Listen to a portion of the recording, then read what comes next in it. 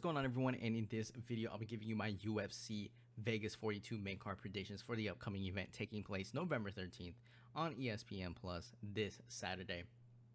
I think this is going to be a solid fight night card for fight night cards, at least. And that main event, I think, is obviously going to carry this event. Max Holloway taking on Rodríguez. Very exciting main event. Ben Rothwell versus Marcus Rogerio de Lima. That's a solid. It's not the most solid, but I guess someone could get knocked out in that fight. Felicia Spencer versus Leia Letson could be the sleeper of the main card. And then Sung Yingdong versus Julio Arce could definitely be a hidden gem. I think that's going to be a solid fight.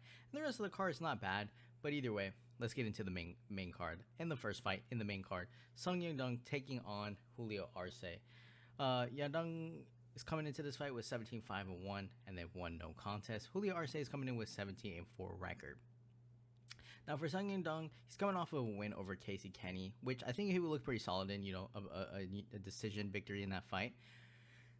4.35 strikes landed per minute, 3.64 absorbed per minute. So he has a pretty decent output, not getting hit as much as his landed per minute, so that's always a good thing. He likes to dart in and out, is really good. He has good speed, really good body kicks as well, pretty nasty body kicks, good hooks. He definitely is one of these fighters, though. He'll press forward, he'll get in your face, and he'll try to land some big hooks, some quick power. But I would say he can be hit, and I think that's a little bit of a concern here, just because I think how Arce fights is more calculated. He's not darting in and out. He's kind of picking his shots, and even if Arce hurts someone, we saw that in his last fight against Andre Ewell, who he won in round 2 via KO TKO. Even in that fight, he picked his shots after he hurt him, and then he was able to put him away. But he just fights very clean, very calm. He's not one to brawl. He's not one to just start swinging wildly. He's not one of those kind of guys. He's going to hit you with those hard leg kicks. He's going to pick his shots. Good timing. He'll press forward too, but I do think he's going to be the one looking to counter Sung Yingdong, because I think Yingdong, he definitely can land some nasty shots, but he gets a little bit crazy there, and I think...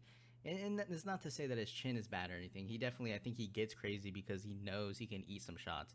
But against a guy like Arce, man, he's got to be careful with that, because Arce is going to pick that timing. He's going to find his timing. He's going to land something. And you could put him away even though Yingdong has a good chin. But that being said, I think Julio Arce, 4.31 strikes landed per minute, 2.94 absorbed per minute. So he's obviously landing more than he's getting hit. But again, he fights very technical. He's very distance kind of fighter. He likes to not rush in and get knocked out kind of guy. Whereas Yingdong, I think, is going to press forward. I think he's going to counter. I think Arce is going to counter him and land some pretty good shots. Now, whether or not he puts him away, we'll have to see. He could, but I do think Yingdong will be able to stay in there, and it could be a very close fight if no one gets knocked out. Obviously, if someone gets knocked out, well, then it's over. But I'm going to go Julio Arce on this one. I just think he's going to make it more technical. I think he's going to land the better shots, and I think he'll be able to accumulate a good amount of volume on him. So I'll take Julio Arce to defeat Sung Yingdong by decision.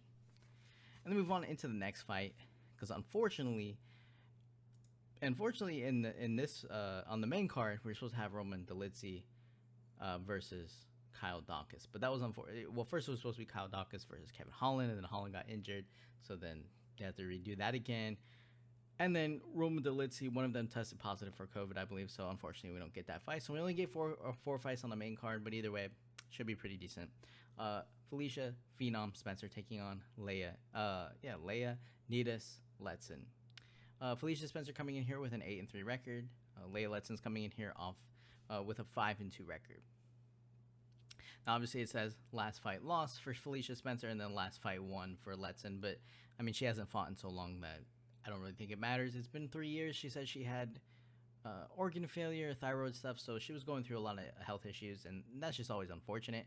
But we don't know what we're getting, right? 3 years is a pretty big gap, and regardless if she's been training and doing whatever, she's still a fairly new fighter, 7 fights in total, but we just don't know how you can judge the gap of what she's learned, what she hasn't. We don't really know. And obviously, when you're not in there fighting against someone who's, Felicia Spencer's been fighting the top level competition. She didn't get absolutely destroyed by Amanda Nunes. She hung in there for the 5 rounds. She won that fight. I guess she won the fight, morally speaking, but she didn't win the fight. But she lost via decision. But if you look at how Amanda Nunes has been destroying people, that's pretty decent to take away from that fight. And then she lost against Chris Cyborg as well. So she's been fighting top level competition. She just lost to Norma Dumont, which she won. She lost via decision as well. But she's been there. She's been in there against top level competition.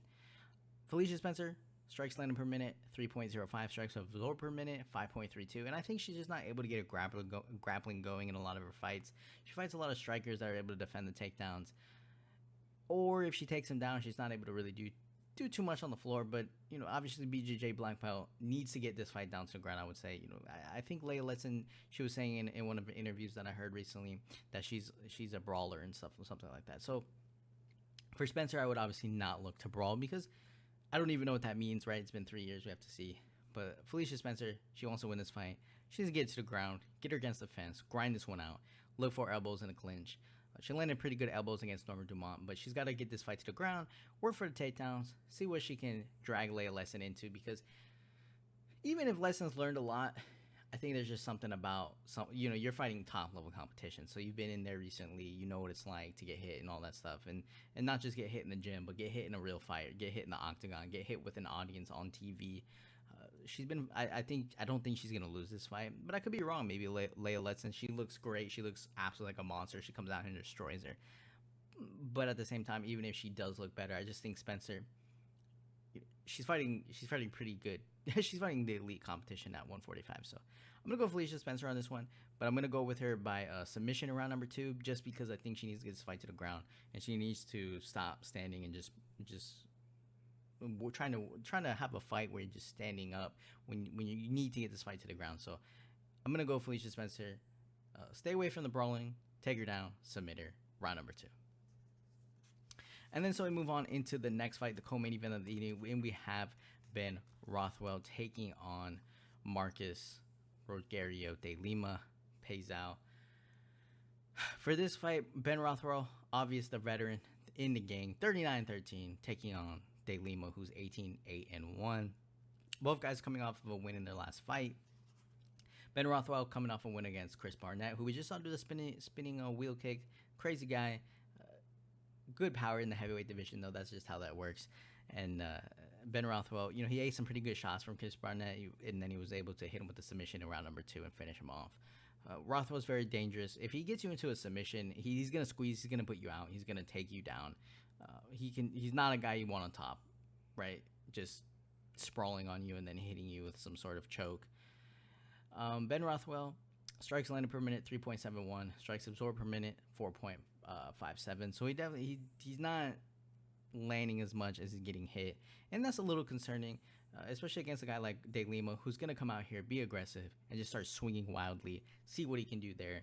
And Rothwell, sometimes he pulls out his jab, but he can be a little bit stagnant, and that's not good. He is powerful, don't get me wrong. They're definitely in close, he'll start winging shots, but sometimes he's just too stagnant. He doesn't work enough, and he kind of lets the other guy just take over. He has a really solid chin, and in this fight, I think he needs to just kind of withstand De Lima's early onslaught, right? And if De Lima's not able to take him down, maybe Rothwell's the one taking him down. I can see Rothwell surviving and then having the better cardio, and then eventually being able to take care of De Lima if he gets on top of him, and then De Lima's a little bit tired, especially from swinging a lot and just trying to brawl, and then Rothwell's able to submit him. But like I said, De Lima's going to come out aggressive. He's going to come in, nasty hooks. He's going to swing wildly. He's going to try to press Ben Rothwell against the fence. Maybe he even goes for a takedown of his own. But I do think with 70% takedown defense against some top-level guys, Ben Rothwell will be able to defend some of these takedowns. And if he can do that, I just think he's going to be able to survive that onslaught initially and then kind of work him. And then maybe in like the third round, be able to submit him, take him down, one of those kind of things. But Rothwell has to be active. He can't just sit back against the fence and get tagged up or something like that, because Lima's going to definitely try to destroy him really quickly in the first round. But I do think Rothwell, with a veteran experience, if he can go in there and tire out De Lima, take him down, submit him. So I'm going to go Ben Rothwell on this one to survive early on and get that late third round submission. And then we move on into the main event of the evening, and we have Max Holloway taking on Yair El Pantera Rodríguez.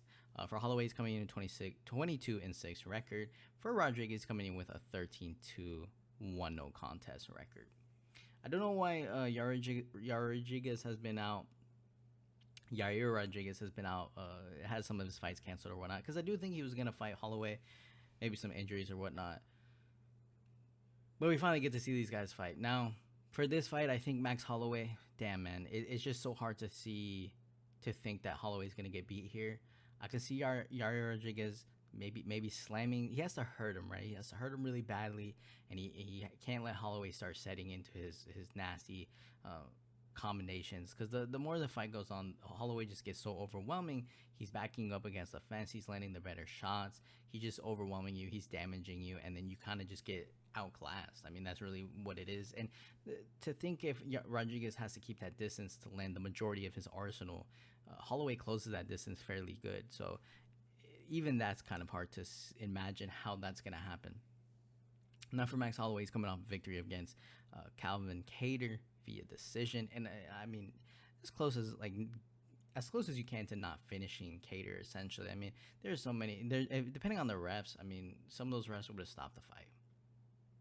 So for Max Holloway, he destroyed him. He destroyed him. He was just making it look so easy. You know, he looks away and says, "I'm the best boxer in the UFC" to Daniel Cormier, and then next thing you know, he dodges a shot without even looking, and then just lands his own shot. It's just crazy, man. He was destroying him, and we've seen Kattar destroy other people as well. I mean, Holloway is just on another level when it comes to that. I don't think Holloway's going to get taken down in this fight. I think he just stays aggressive. I think he tries to break him. And the other thing too is, as the fight goes on, it's not like he starts, draining out. He's landing this high volume, and he's able to keep that pace. And if anything, he gets better and better as the fight goes on. So it's just scary stuff like that. Fast hands. He's very technical. He lands a wide variety of attack. It's not just crazy spinning stuff or anything like that. Like he'll stay in your face, box you up, go to the body, go to the head, combinations, leg kicks, just a lot of stuff going on right there. And really good head movement. So I just can't see Holloway. I mean, I guess anyone can get caught. It's a fight. I guess Yair could go to the body or something like that. Next thing you know, Holloway's on the floor. But for Rodríguez, he's really gonna have to press this fight and go to the body a lot, I guess, and just have the better timing. And it's just hard for me to see that, because I think for Rodríguez to do all of that, he needs space, and he needs to somehow make Holloway not be aggressive. But that's like all of Holloway's game. And Holloway, we saw him when he fought Anthony Pettis. Pettis is that same kind of style where he's like a kicker, a little bit of a boxer, that kickboxing kind of style, but at the same, that karate kind of style. But that style needs distance, and Holloway just didn't give Pettis any distance, and he broke him, and he defeated him. I mean, it was pretty straightforward, and I think he can do the same thing here. Now, that being said, though, I do think Rodríguez may not break as easily. It is a 5-round fight, but I do think it doesn't go to a decision. I do think if Yair wins, maybe it goes to decision, but Holloway's fought the champion twice.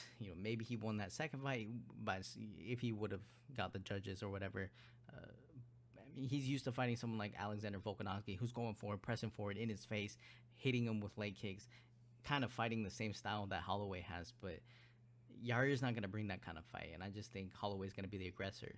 And that's just what he's going to need to win the fight. So I'm going to go Max Holloway on this one. I think he's able to, Yair is going to be tough competition early on maybe, but I do think Holloway breaks him. So I'm going to take him to win by KO/TKO in round number 4. So that'll do it, guys, for my UFC Vegas 42 main card predictions for the upcoming event taking place this Saturday. Really looking forward to it. Main event. Going to be one hell of a main event. So thank you guys for watching. Hit the like button if you want to. Hit the subscribe button if you want to. Leave your comments down below. Tell me who you're picking. And I'll see you guys in the next video.